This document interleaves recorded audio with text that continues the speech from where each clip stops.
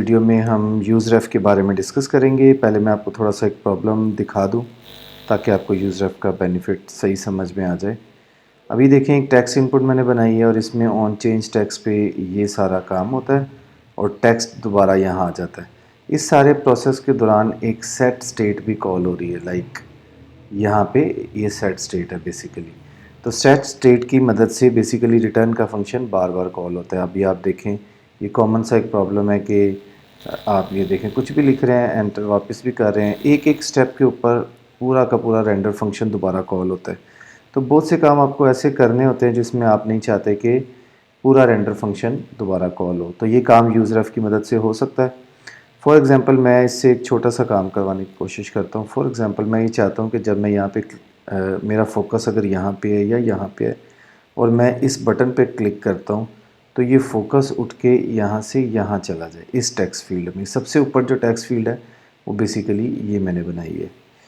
तो इस काम के नतीजे में मैं ये चाह रहा हूँ कि मेरा रिटर्न का फंक्शन दोबारा कॉल ना हो। तो ये काम हम यूज़ रेफ से करके देखते हैं। सबसे पहले आपको जैसे कि यूज़ स्टेट है, इसी तरह आपने यूज़ रेफ ले लेनी है, सिंपल। और जिस तरह यहाँ पे आपने यूज़ स्टेट के वेरिएबल बनाए हैं तो आप यहाँ पे लिख दो रेफ इनपुट, जो भी नाम रखना है, यूज़ रेफ, ये एम्प्टी ले लो, ओके। इस रेफ इनपुट को आपने बताना है कि किस टेक्स्ट फील्ड में आपने देनी है। तो टेक्स्ट फील्ड की अपनी प्रॉपर्टी होती है रेफ, उसको ये पास कर दो तो ये पास होगी। अब जब भी रेफ इनपुट की बात होगी उसका मतलब ये वाली टेक्स्ट इनपुट, और ये टेक्स्ट इनपुट मैंने आपको बताया ये यूज़लेस टेक्स्ट है, ये लिखा हुआ है, कहीं लिखा होगा यहाँ पे। खैर ये वाली टेक्स्ट फील्ड है जिसमें लिखा हुआ है यूज़लेस टेक्स्ट, मेरा ख्याल है यहाँ पे लिखा हुआ है, हाँ ये यहाँ पे लिखा हुआ है स्टार्ट में। तो ये टेक्स्ट फील्ड है बेसिकली। तो अब मैं इस बटन के प्रेस पे, ये नीचे बटन है, इसके प्रेस पे आपको ये करके दिखाता हूँ। लाइक अगर हमारा फोकस इधर हुआ तो इस बटन के प्रेस पे ये फोकस इधर आ जाएगा, तो रिटर्न का फंक्शन भी कॉल नहीं होगा। मैं इसको क्लियर कर देता हूँ। अब देखें यहाँ से, जब हम साइन अप BTN प्रेस करें तो यहाँ पे हम लिखेंगे रेफ इनपुट डॉट करंट। ये डॉट करंट में ही इसका सारा कुछ होता है और इसको आपने सिर्फ लिखना है dot focus and that's it. जब आप इस बटन पे क्लिक करेंगे ref input dot current dot focus, इसका मतलब ये होगा कि फोकस जो है वो इस वाली टेक्स्ट फील्ड में आ जाए। अब देखें हमारा फोकस इस वक्त इधर है, मैंने ये बटन प्रेस किया तो ये देखें फोकस उधर चला गया। मेरा फोकस इधर है, मैंने बटन प्रेस किया तो ये इधर चला गया। मेरा फोकस इधर था, मैंने बटन प्रेस किया तो ये इधर चला गया और नीचे रिटर्न का फंक्शन भी कॉल नहीं हुआ।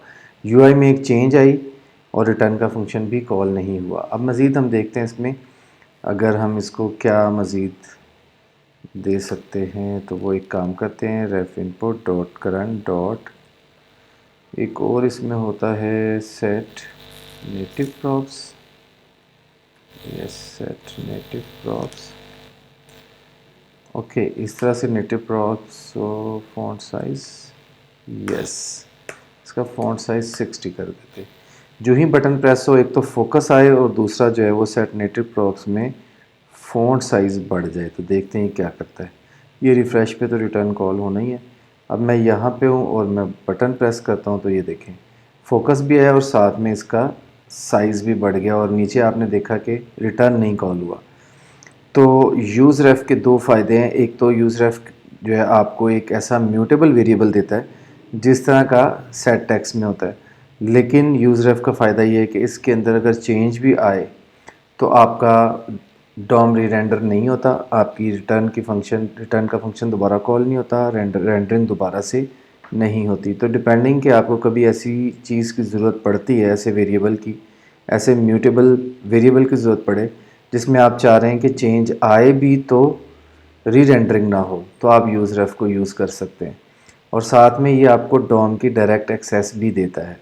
अब आपका टास्क ये है कि आपने इस तरह की एक स्क्रीन बनानी है जिसमें आप 1 लिखें तो एंटर किए बगैर या बटन दबाए बगैर ये यहाँ पे फोकस चला जाए। जब यहाँ पे आप कुछ एंटर करें तो फोकस यहाँ पे चला जाए और इस एंड सो ऑन।